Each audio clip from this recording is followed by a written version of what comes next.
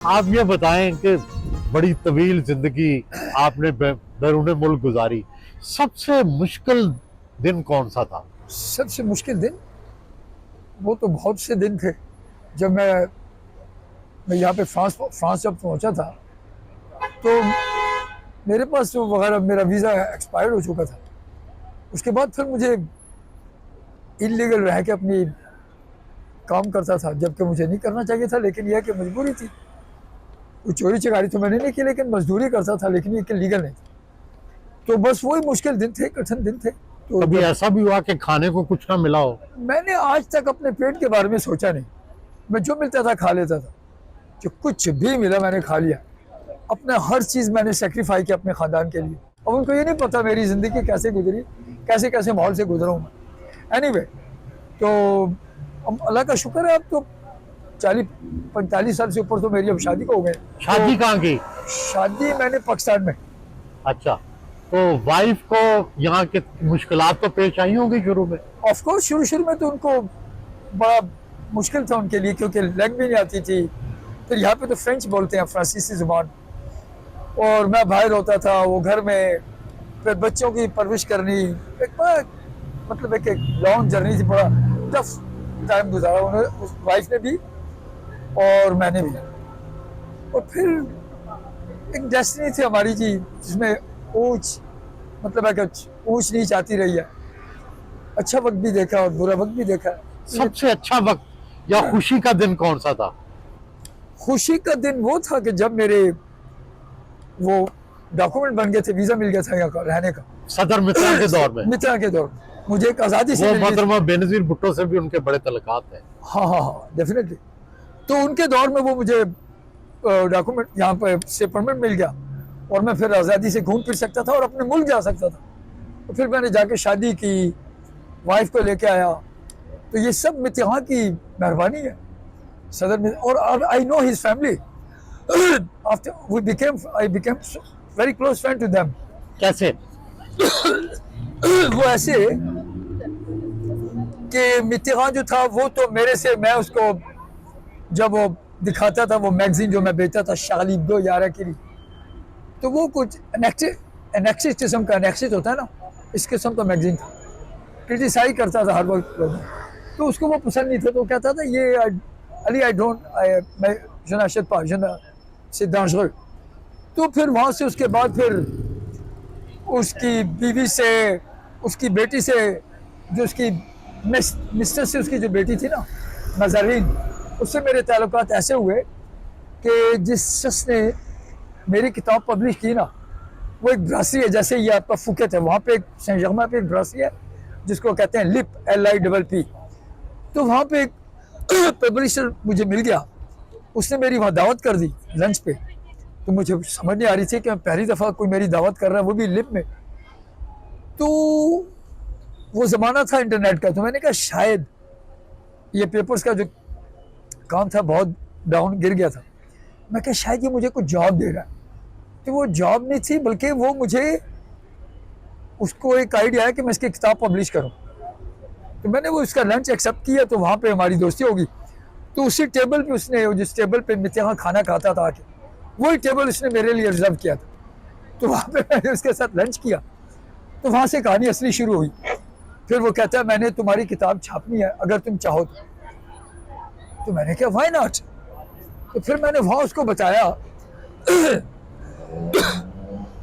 कि आपको मैं बता, ये आपकी फॉर इंफॉर्मेशन, कि मैं ऑलरेडी अपनी एक ज़िंदगी की डायरी लिख रहा हूँ।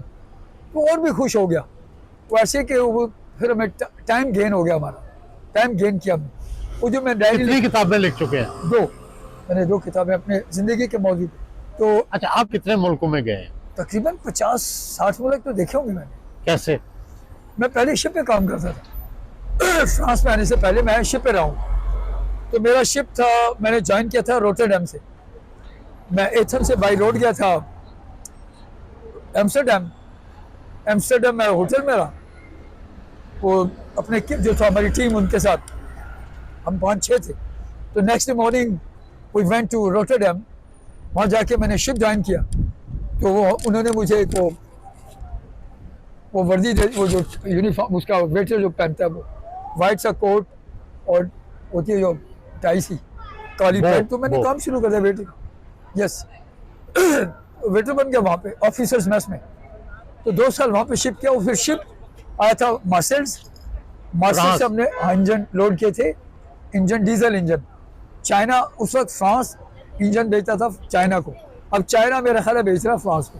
अब उल्टी हो रहा है मेरा ख्याल जाता है। और किस किस मुल्क में गए? पहले हम सिंगापुर में रुके थे, वहाँ से फिर शंघाई, वहाँ पे हमने डी लोड किए इंजन। वहाँ से हम न्यू ऑर्लियंस चले गए अमेरिका, अमेरिका से हम इटली आए, इटली से फिर तो ये जो घाट घाट पे गए, मुल्क मुल्क में गए, क्या तजर्बा किया, क्या सीखा? सीखा तो बहुत कुछ जी। हर मुल्क में वो तो हर मुल्क का एक अपना कल्चर था, अपनी ट्रेडिशंस थी। मुझे एक चीज़ बड़ी अच्छी लगी,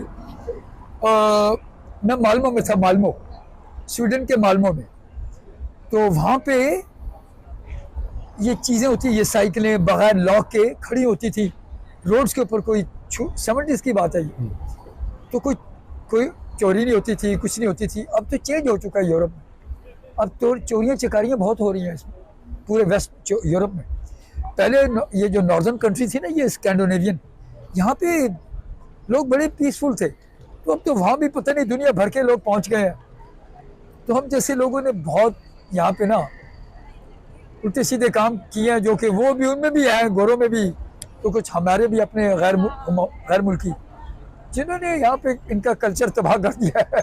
अब आप ना सोचते हैं कभी वापस पाकिस्तान जाके रहने का, या आप यही रहेंगे? नहीं, पाकिस्तान किसका दिल नहीं करेगा जी जाने को, लेकिन जब तक वहाँ पे तब्दीली नहीं आएगी। वो इमरान खान कह रहा था कि तब्दीली लाऊंगा, तो जब आ जाएगी तो फिर देख लेंगे। किस तरह की तब्दीली? तब्दीली ये कि ये यानी कि सिक्योरिटी हो, गुर्बत कम हो, करप्शन ना हो, ये चीज़ें कम हो, हर आदमी को इक्वल जस्टिस मिले, यानी करप्शन ना हो। तो फिर उसकी कोई इमेज बनता है मुल्क का। तो वहाँ से फिर कुछ पता चलता है मुल्क में कुछ काम हो रहा है। मैं ये नहीं कहता परफेक्ट हो जाए, परफेक्ट तो कोई भी नहीं होता, कोई मुल्क भी परफेक्ट नहीं है किसी मुल्क का, किसी तो अब आपको क्या पेंशन मिलती है, क्या करते हैं, कैसे मुझे खर्च? पेंशन मिलती थोड़ी सी, लेकिन मैं फिर उसके साथ साथ ये अपने अखबारों का काम भी करता हूँ, गुजारा चलता है, ठीक गुजारा हो जाता है। खाने कौन से खाते हैं, फ्रेंच या पाकिस्तानी? खाने में तो सब कुछ ही खाता हूँ जी, मुझे तो अपने भी पसंद है, इनके भी पसंद है, खा ले तो इनके भी कुछ अच्छे खाने। ख्वाब पाकिस्तान के देखते हैं या फ्रांस के? जब रात को ख्वाब कोई नजर आता है? अब मैं तो अच्छे ख्वाब तो कहीं कभी नहीं है जी। अब क्या बताऊँ मैं, पाकिस्तान में भी बड़ा कठिन वक्त देखा था, यहाँ पे भी, लेकिन ये कि यहाँ पे फिर कुछ कदर बेहतर है वहाँ से, यानी कि life is more peaceful and we are living respectably. और बच्चे भी यहाँ फिर ग्रो अप हुए हैं। क्या क्या कर रहे हैं बच्चे? कुछ लोग बच्चे उन्होंने मास्टर्स किए हुए हैं, अपनी जॉब कर रहे हैं। एक की सबसे बड़े की अपनी कंपनी है, वो मतलब एक खुद कफील है, सब अपने अपने सेटल्ड है वो। तो यही एक मेरा मिशन था जी, यही एक मेरा गोल था। तो सबसे पहला ड्रीम तो यही था मेरा कि मैं घर बनाऊं। पहले हम जो वो कच्चे कोठे में रहते थे वहाँ पे, अब जहाँ पे खटमल जी, मैंने हमारा खून खटमल मैंने देखे वहाँ पे अपनी लाइफ में। और मेरी माँ बेचारी गर्म उबला हुआ पानी डालती होती थी खटमलों को मारने के लिए।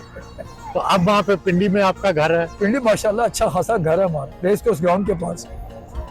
तो रात को हमें म्यूजिक, ये जो क्लासिकल म्यूजिक होता है ना, इसकी तो जरूरत ही नहीं होती थी, क्योंकि वो जो वहाँ का जो मच्छर है ना, वो म्यूजिक सुनाता था। ये रात को जो ये क्लासिकल म्यूजिक होता था। ये रेडियो था जी अब मेरा, क्लासिकल म्यूजिक, हमें वो मच्छर काफी सुनाते। पाकिस्तान आप जाते रहते हैं, हाँ अब तो काफी तब्दील हो गया। हाँ तब्दील हुए, लेकिन हालात ज़्यादा बिगड़े हुए हैं। उस वक्त तो गुर्बत थी, लेकिन हालात कुछ कदर बेहतर थे। अब तब्दीली आ गई, लोगों में कंफर्ट जोन में चले गए, लेकिन अब और ज़्यादा प्रॉब्लम्स हो गई, पॉपुलेशन भी बढ़ गई है, तो हसल एंड नसल ज़्यादा हो गई है।